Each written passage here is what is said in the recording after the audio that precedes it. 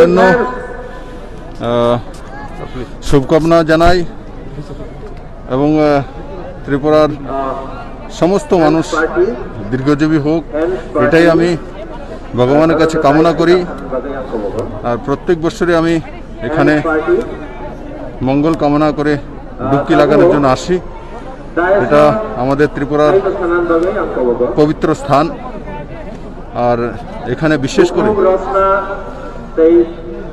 পিণ্ডদান সহকারে আমাদের পূর্বজনের যে আত্মার শান্তির জন্য যে আমাদের সংস্কৃতির ব্যবস্থা তার কেন্দ্র।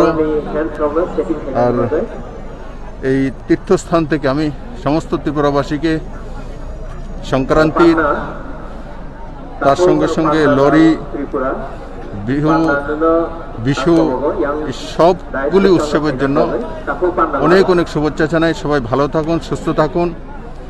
আর যে করোনার তৃতীয় ঢেউ যেটা ত্রিপুরাতেও রয়েছে, আমরা তীর্থতে আসবো, কিন্তু মাস্ক পরিধান করা, সোশ্যাল ডিস্টেন্সিং মেনটেন করা, সেগুলো করার জন্য আমি আবেদন রাখবো।